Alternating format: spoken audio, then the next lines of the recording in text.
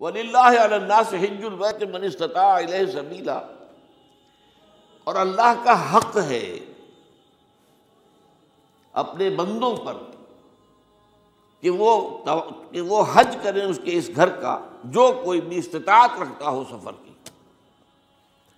اگر زاد راہ ہے، خرچہ ہے، جانے آنے کے اخراجات مہیا ہیں، اور یہ کہ آپ پیچھے جن کو چھوڑ کر جا رہے ہیں ان کے لیے بھی اتنے وقت کا جو ہے وہ انتظام ہے کھانے پینے کا، گزارے کا، نان نفقے کا، تو آپ پر حج فرض ہو گئے۔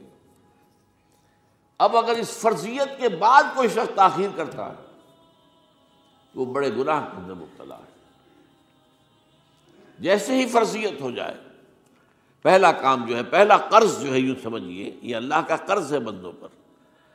یہ لام جو آتا ہے، لام اور اعلیٰ، لام کسی کے حق کے لیے، اعلیٰ کسی کے اوپر حق ہونا۔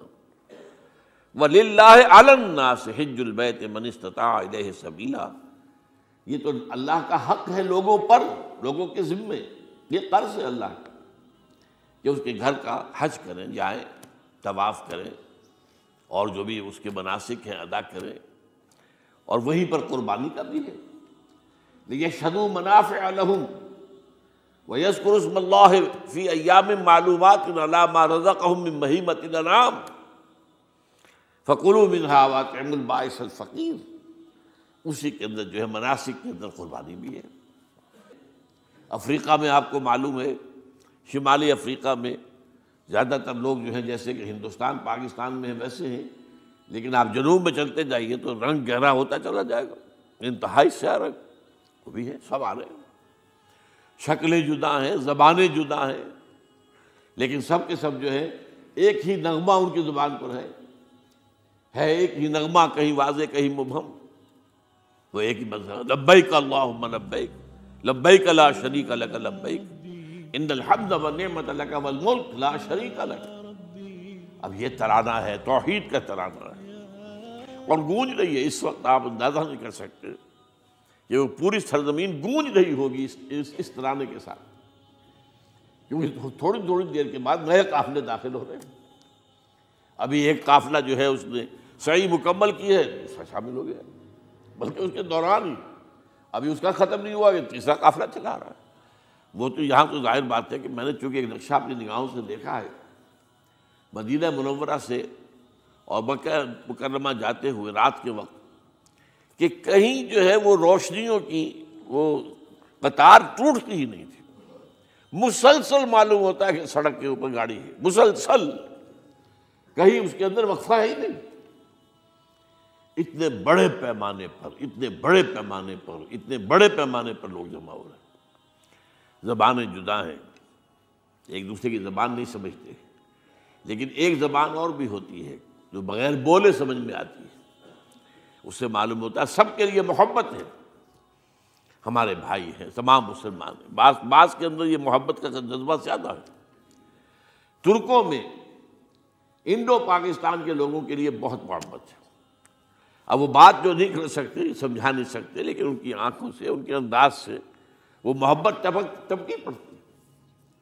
تو عالمگیریت جو ہے اسلام کی، ہمگیریت، عالمگیریت، آفاقیت، اس کا جو مظہر نظر آتا وہاں تھا۔ پھر یہ کہ ہمارے ہاں کی جتنے بھی فرقہ بندیاں ہیں وہ وہاں ختم ہو جاتی ہیں۔ وہاں اہل حدیث ہیں، حنفی ہیں، مالکی ہیں، شافعی ہیں، حنبلی ہیں، یہ کام بھی کیا ہے آ کر انہوں نے آل سعود نہیں، ورنہ اس سے پہلے جو ہے وہ 4 مصلے علیحدہ تھے، وہاں پر 4 جماعتیں علیحدہ ہوتی تھیں۔ یہ حنفی مصلی ہے، یہاں پہ حنفی امام ہے وہ پڑھائے گا، یہ شافعی مصلی ہے، شافعی امام ہے وہ نماز پڑھائے گا۔ تو یہ جو ایک تفریق تھی وہاں بھی موجود تھی، انہوں نے ختم کیا، ایک امام کے پیچھے جماعت ہوگی، اسی میں حنفی بھی ہیں، مالکی بھی ہیں، شافعی بھی، کچھ ہیں لوگ جو زیادہ، جن کے اندر کچھ زہر زیادہ گھل گیا ہے فرقے واریت کا، وہ پھر نہیں نماز پڑھتے، وہاں پر محروم رہتے، اس کی فضیلتوں کو چھوڑ کر جا کر کہیں اپنے جو ہے گھروں پر جہاں ٹھہرے ہوئے وہاں جا کے نماز پڑھ لیتے ہیں کہ یہ جو ہے وہابی، ان کے پیچھے ہماری نماز نہیں ہوتی۔ لیکن نہیں، عام طور پر ایسا نہیں ہے، عام طور پر سب لوگ جمع ہیں، نماز پڑھ رہے۔ اور ایک سب سے بڑا مشاہدہ جو ہوتا ہے، جو مجھے سب سے پہلے ہوا تھا پہلے حج میں، یہ 1962 کی بات ہے، تو میں نے محسوس کیا یہ نماز کے اندر اختلافات جو ہیں اسلام مسلمانوں میں صرف اتنے ہیں کہ جس سے جماعت نہیں ٹوٹتی.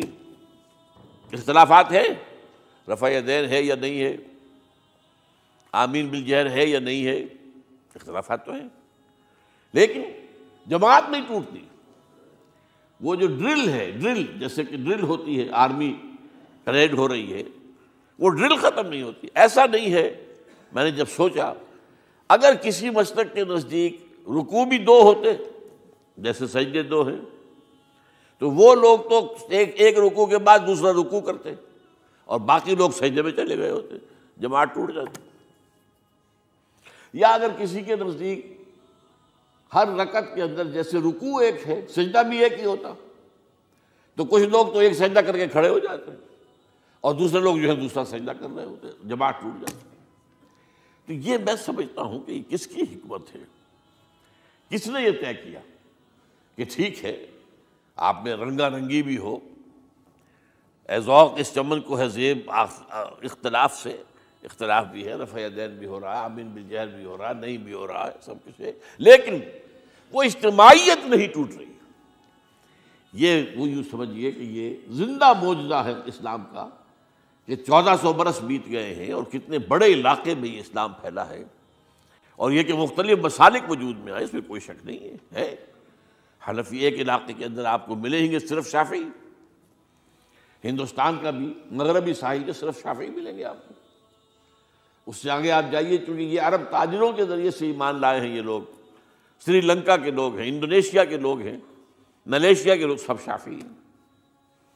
ہندوستان میں چونکہ اوپر سے شمال سے آیا ہے اسلام، یہ ترکوں کے ذریعے سے آیا ہے، اور وہ کٹر حنفی تھے، یہاں حنفیت آئی.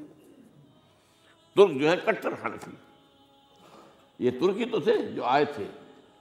یہ کون تھا؟ محمود غزنوی کون تھا؟ سبکتگین کون تھا؟ الپتگین کون تھا؟ بختیار کاکی کون تھا؟ قطب الدین بختیار، یہ کون تھے؟ سب ترک. اور ترک بھی کون؟ غلامان، خاندان غلامان یاد کیجیے. لیکن بہرحال ان کے ذریعے سے جو اسلام ان کے ساتھ آیا ہے وہ خالص حنفی اسلام، کوئی حرج نہیں. وہاں جا کر سب جمع ہو جاتے ہیں ایک وحدت کے اندر. تو یہ چند مشاہدات وہاں کے ہوتے ہیں جو ہماری ظاہری آنکھوں کو بھی نظر آ جاتے ہیں، جس کا کہ قلب کے اوپر بڑا گہرا اثر پڑتا ہے.